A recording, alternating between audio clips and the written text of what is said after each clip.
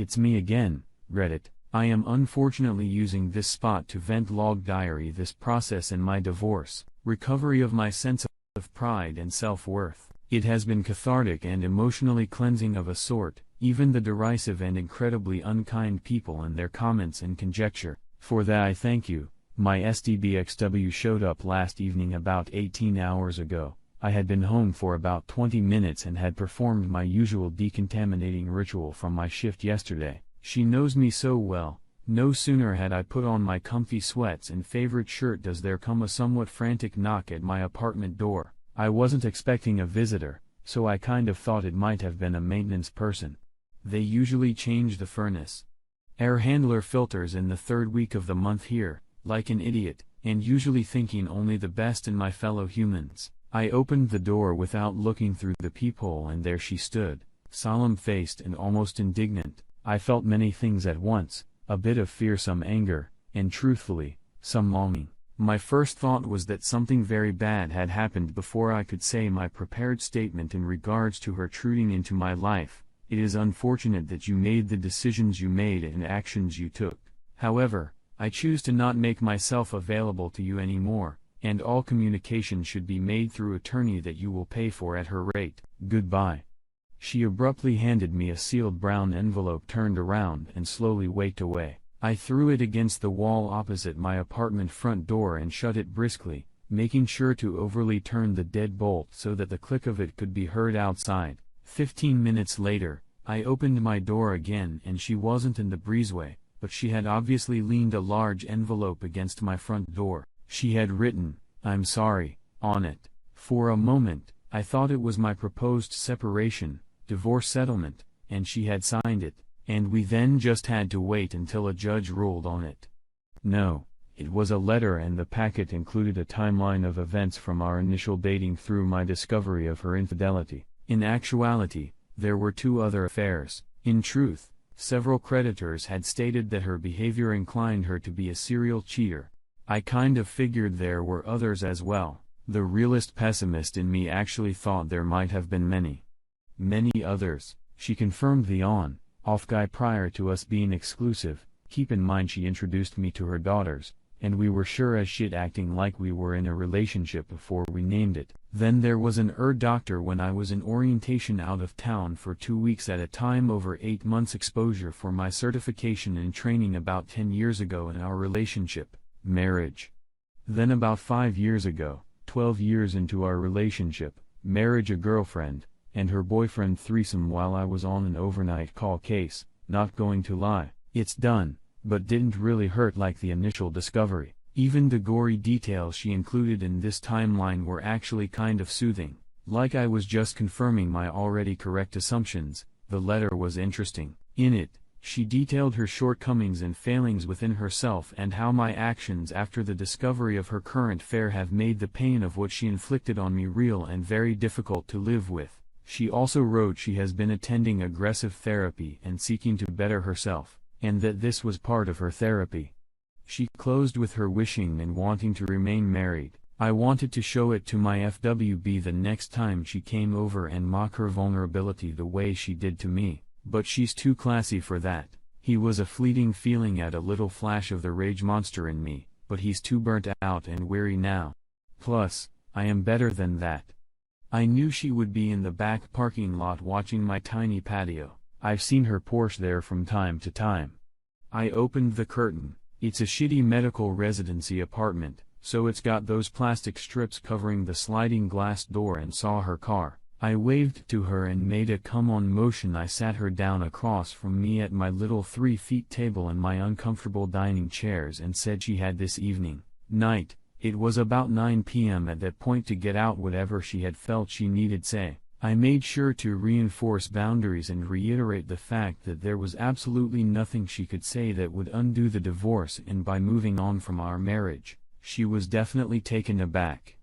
But after an awkward minute, she began by apologizing for her decisions and mistakes. As much as I wanted to jump down her throat about mistakes, inadvertently cutting someone off in traffic as a mistake, choosing to betray someone, that's a full decision of moral failing. She basically poured her heart out for a solid 90 minutes. She included her poor reasons and rationale as well as fears and insecurities, basically her way in how she justified it all. Some of it was rehearsed and some of it was pretty heartfelt. I thanked her and told her that it was late and she should leave. She began crying, not sobbing, but tears were streaming. A few months ago, I would have mocked her and said hurtful things, but I again thanked her for her honesty, told her how I wish she would have been this open with me 2 years ago. I too began crying, not sobbing, just a few drops. She made that super awkward shuffle step slide to hug me, but I kind of turned sideways for a more friendly pat on the back end of there. I knew that as soon as I had said it, it crushed her. She began ugly crying. I guided her onto my couch and told her to take a minute and collect herself. Well, I got a box of tissues. I didn't want her driving in Houston traffic on a set of Night Hysterical. I guess me saying that made it worse, and before I knew it, she was having a full-on hyperventilation panic attack. Legit. Her hands, fingers were cramping. Her pupils were the size of dinner plates. She was terrified. I offered to take her to the hospital and she adamantly refused. She took a medicine bottle from her small person, asked for a glass of water. She had been prescribed Xana. She took 2 milligrams and asked if it would be okay if she waited until things got better. I said sure. I did promise her that she had the evening to get it out of her system. I told her to take her shoes off and gave her a blanket to lay down on the couch. I cleaned up my kitchen and made a grocery list for tomorrow. I only like going to the grocery store early in the morning, especially H-E-B on a Sunday. By then, it was about midnight, and she was lightly snoring. I stood there watching her for a few minutes, then turned off a living room light and left the hallway light on as a night light so she could make it to the bathroom. Left a note to please lock the bottom handle lock on her way out and be safe. I had laid down with a contented sense of peace, almost gentleness in my mind. I tossed and turned until about 2, then got up to check on her. She was definitely deeply asleep. I then did something I am remorseful for. I opened up her phone. I saw her dating apps, Toff, Bumble, Tinder. I kind of grimaced and sort of chuckled. She was engaging in the usual, and it was obvious she had been with some much younger men. It looked like 2, maybe 3. It was hard to tell between what was texting and texting. It was evident she was just pump and dump though from the abrupt radio silence. I pulled up her Skype log. I knew I'd see needle dick on there. Yep, just 4 days ago. I put her phone back and went back to my bedroom. I left a message with his betrayed wife in the guise of checking on her and updating her on my divorce situation. She had told me when I dropped the news, bombshell on her about her husband and my wife, that she didn't want to hear from me again about 10 minutes after I sent that. I just went ahead and sent a message telling her that he was still communicating with my STBXW just in case they were reconciling. All I could think about was the fable about the turtle and the scorpion. I awoke to too much light in the eastern sky and the smell of good coffee and call issues. Turned my phone alarm off. I stopped locking my phone. It's just essentially me in my little apartment. Life had gone to the grocery store and then gotten breakfast. I was not pleased. I guess she had packed an overnight bag just in case and had fresh clothes as well. She was waiting for me in my little kitchen and tried to kiss me to tell me good morning and how she was such a lucky woman to have such a loving, kind man in her life.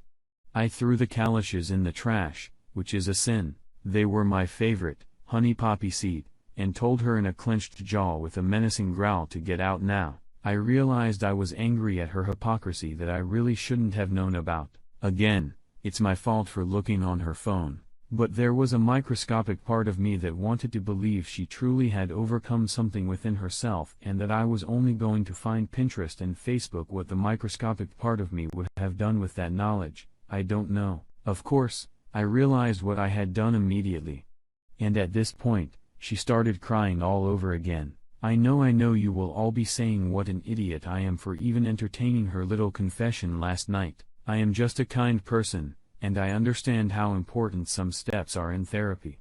Especially now. So I told her that she did a good thing by confessing her issues and mistakes and telling me her breakthrough, etc., but I did not feel that she had changed herself fundamentally with it. She wanted to know what I meant and how could she show me proof. I just chuckled to myself and all I could think was, dude, if you have to ask, you'll never know. I again told her I was proud of her for her confession, and she needed to get her things and make her way to her house. I had gotten my phone and turned on the voice recorder after she started crying.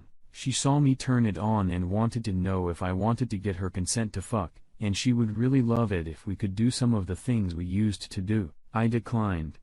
She then wanted to know when FWB was coming over. Again, I declined to answer. I made a quick show of gathering her shoes and purse along with her overnight bag and handing them to her. Once she was past the door, I threw the deadbolt and sat on the ground leaning against the door. My heart was hammering. All kinds of what-ifs popped into my head. What if she accused me of rape or assault or whatever? Fuck. What if she copied my key? I did nothing wrong other than show another human a little kindness and humanity.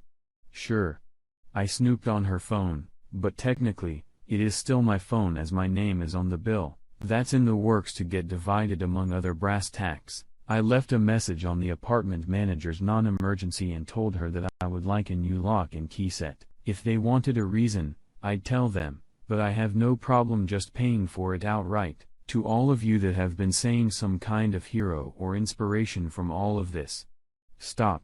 I'm a complete fuck up. I am now at that stage where I am angry and disappointed in myself again for letting her into my head, heart for just a second. I do, however, feel that this wasn't exactly planned on her part. I feel like she thinks we are going to be together and that she can fix this mess. Despite me telling her repeatedly that it's over, I just have to stop and be the mountain of granite, give her absolutely nothing. Alright.